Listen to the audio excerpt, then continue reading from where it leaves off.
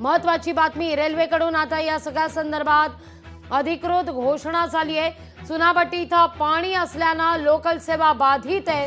पुढील सूचना येईपर्यंत लोकल सेवा बंद ठेवण्याचा निर्णय घेण्यात आलेला आहे। मध्य रेल्वेचा हा निर्णय आपण या क्षणी पाहतोय। या सगळ्याविषयी अधिक माहिती घेण्याकरता थेट जाऊया आपले प्रतिनिधी स्वप्नील जाधव यांच्याकडे। स्वप्नील, काय अधिक माहिती आहे या सगळ्या संदर्भात? मुसळधार पावसाचा फटका लोकल सेवेला, लाईफलाईन जी मानली जाते मुंबईची ती लोकल सेवा बाधित झालेली आहे। मध्य आणि हार्बर सेवा ठप्प आहे।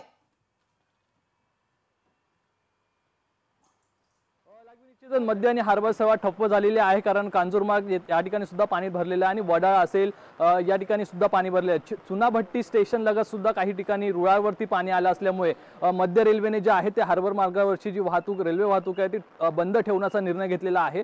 पुढील सूचना मिळेपर्यंत ही वाहतूक बंद असणार आहे। याचा त्रास मात्र अनेक प्रवाशांना झाल्याचं पाहायला मिळतंय आणि सकाळपासूनच काही प्रवासी हे कामाच्या निमित्त बाहेर पडलेले आहेत, ते पुन्हा घरी परतण्याचा वेळ झालेला आहे, तर काही प्रवासी अद्यापही ट्रेन मध्ये अडकून पडल्याचं पाहायला मिळतं। त्यामुळे या हार्बर लाईनवरची वाहतूक ही आता थांबवण्यात आलेली आहे। त्याचप्रमाणे मध्य रेल्वेची वाहतूक सुद्धा 40 मिनिटं विलंबाने धावत होती, मात्र सायन असेल या ठिकाणी माटुंगा तसेच दादरमध्ये सुद्धा काही भागात रुळांवरती पाणी आलेलं आहे। त्यामुळे खबरदारीचा उपाय म्हणून, खबरदारीचा निर्णय म्हणून मध्य रेल्वे सुद्धा काही ठिकाणी बंद ठेवण्याचा निर्णय घेण्यात आलेला आहे। मात्र पश्चिम रेल्वे ही विलंबाने धावत असून सुरळीत असल्याचं माहिती समोर येते। मात्र एकूणच हार्बर आणि मध्य रेल्वेवरती पुढील सूचना मिळेपर्यंत ट्रेन या धीम्या गतीने आणि हार्बरवरती तर या पुढील सूचना मिळेपर्यंत ट्रेन बंद ठेवण्यात येणार। त्यामुळे अनेक प्रवाशांचे हाल झालेले आहेत। लागवी अगदी ही हाय टाईडची वेळ असल्याचं देखील कळतंय। स्वप्नील, मरीन ड्राईव्ह परिसरात तुम्ही आहात, या सगळ्या संदर्भात काय अपडेट पोहोचतायत?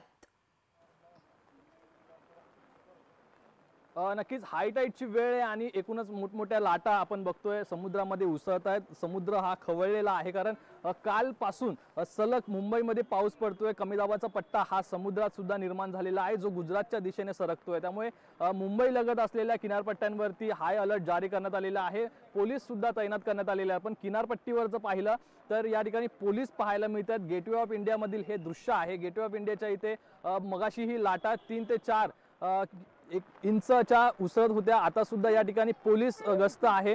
कोणत्याही नागरिकांना किंवा पर्यटकांना या किनाऱ्यावरती येऊ न देण्याच्या सूचना या दिल्या जातात। वारंवार पर्यटकांच्या सुरक्षेसाठी सर्व खबरदारी सुद्धा घेतली जाते। मात्र दुसरीकडे आपण या साईडला गेटवे ऑफ इंडियाचा जो गेट आहे त्या ठिकाणी सुद्धा पर्यटकांना जाण्या येण्यास मज्जाव करण्यात आलेला आहे। मात्र काही अंतर राखूनच पर्यटकांना थांबवण्यात येत आहे। कुठेही कोणत्याही सेल्फी किंवा इतर कोणत्याही गोष्टींचा पर्यटक या ठिकाणी सेल्फी घेत असतात आणि याच दरम्यान अपघात होऊ नये अशी खबरदारी ही पोलिसांकडून घेतली जाते। त्यामुळे आता सध्या मुंबईमध्ये पुढील 2 ते 3 तास हाय अलर्ट असणार आहे। त्यामुळे एकूणच मुंबई किनारपट्ट्यांवरती असेल किंवा मुंबई लगत अंतर्गत असेल पोलीस बंदोबस्त हा तैनात करण्यात आलेला आहे। त्याचप्रमाणे मुंबई महानगरपालिकेचे कर्मचारी सुद्धा रस्त्यावरती पाहायला मिळतात। लागवी स्वप्नील, आता तर महत्वाची जी बातमी समोर येते ती अर्थातच सेंट्रल आणि हार्बर मार्गावरची वाहतूक ही ठप्प झालेली आहे। एकामागोमाग लोकल या ठिकाणी थांबलेले आहेत, पण या लोकलमध्ये अनेक नागरिक असतील जे इच्छित स्थळ गाठण्याकरता बाहेर पडले असतील, त्यांच्यासाठी काही पर्यायी व्यवस्था करण्यात आलेली आहे का? या ठिकाणी बहुतांश लोक हे रुळावरून चालण्याचा मार्ग स्वीकारतायत। खबरदारी म्हणून त्या ठिकाणी कोणी व्यवस्थापकीय अधिकारी कोणी त्या ठिकाणी तैनात आहेत का? या सगळ्या संदर्भात काही माहिती पोहोचतेय का? नक्कीच या ठिकाणी आपण बघितलं तर काल सुद्धा मध्य रेल्वेच्या रुळांवरती पाणी आल्याचं पाहायला मिळालं होतं। याचप्रमाणे हार्बर आणि पश्चिम रेल्वे सुद्धा कोलमडली होती।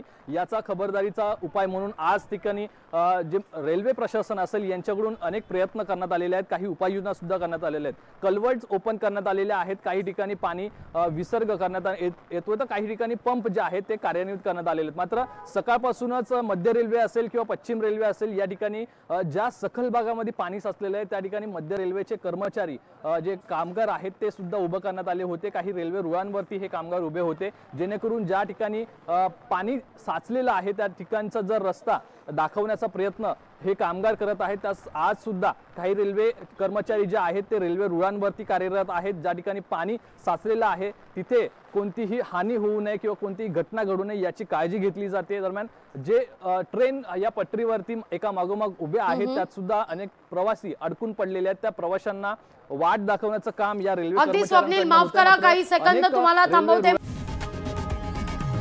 लोकशाही मराठी ऐका, पहा, जागरूक रहा।